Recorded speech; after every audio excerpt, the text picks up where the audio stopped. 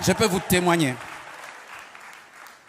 Pendant tout mon célibat, je fus un pasteur pauvre, mais prêchant la sainteté. Et Dieu me disait, je te bénirai, mais quand tu vas te marier. Alors je pensais, je présumais que j'épouserais la fille d'un ministre ou j'épouserais une riche héritière. Et le jour que j'ai vu ma femme, et vous savez comment je l'ai épousée? Ben, je tardais de me marier. L'église grandissait, mais le pasteur toujours célibataire.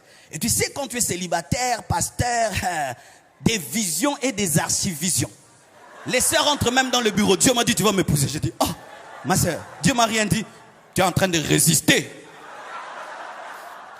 Les gens m'arrachaient dans les prières. Ils me coupaient dans les prières. Tout le temps des cadeaux. Ah, les cadeaux, ils ont diminué. Hein. Blanche, tu as diminué les cadeaux. Alléluia.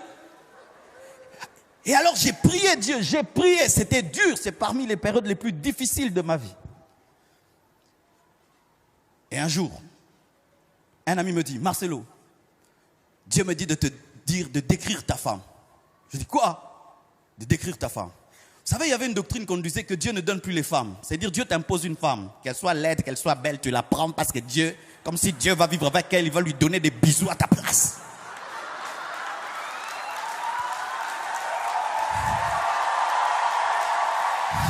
Ne vous mariez jamais par prophétie. Ce n'est pas le prophète qui va vivre avec cette femme. Mariez-vous par amour. Même s'il y a la vision et la prophétie, tu dois l'aimer. Tu dois l'aimer. Vous voyez quand je la vois là, donc j'ai son...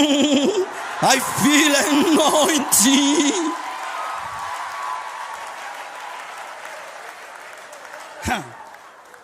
Alors, j'ai prié.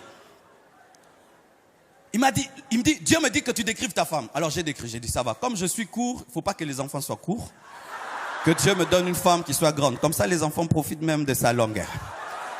Que Dieu me donne une femme comme ça. J'ai décrit. Mais c'était une femme que j'avais jamais vue. Le lendemain, je vais au bureau en train de recevoir. Pendant que je reçois, en ce temps-là, mon bureau, il était bizarre. Il n'y avait qu'une porte de sortie, pas de fenêtre. Tout le monde était devant. Ah, nous venons de loin, bien-aimés. C'est trop loin.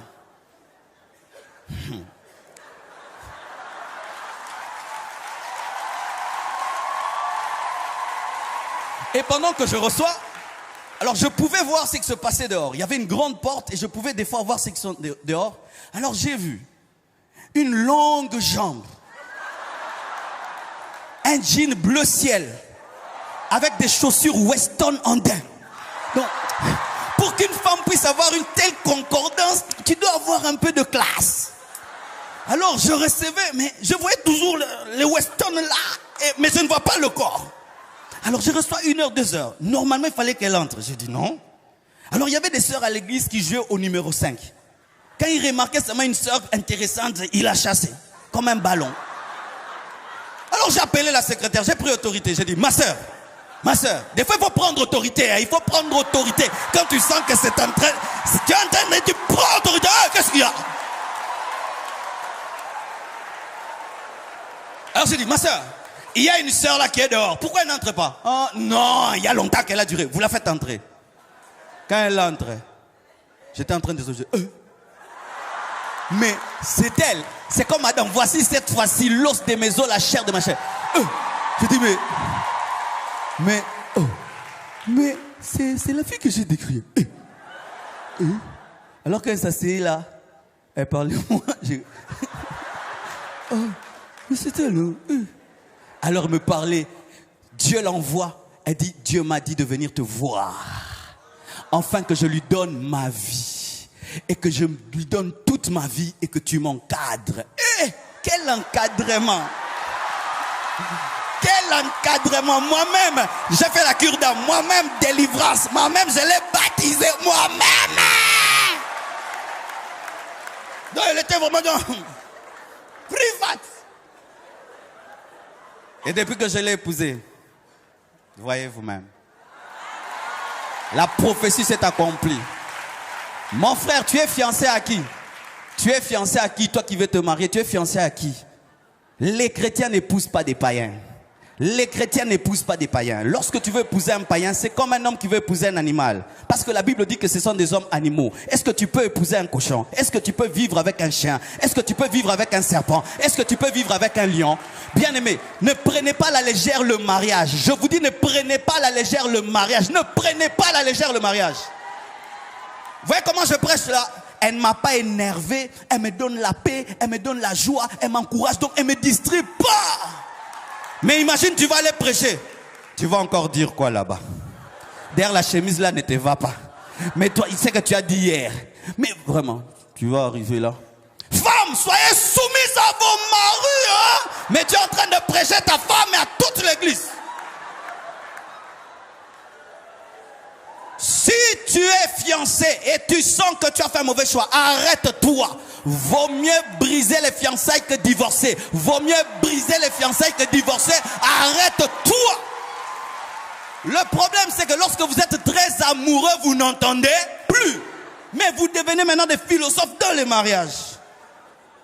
Mais il est écrit que personne ne sépare ce que Dieu a uni. Mais Dieu ne nous avait pas unis, donc Dieu peut nous séparer, car il est écrit que...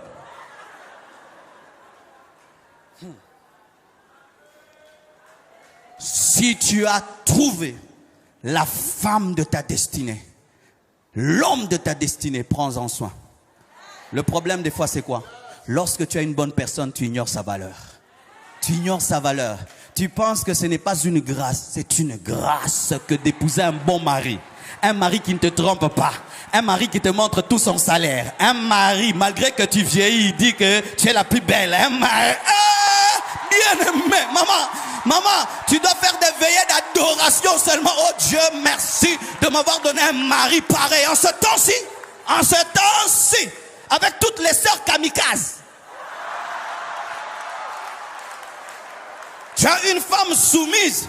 Tu dis, chaussure, elle amène la chaussure. Chaussette, elle amène la chaussette. Pantalon, elle amène le pantalon. Papa. En ce temps-ci, où les sœurs regardent les Kardashians.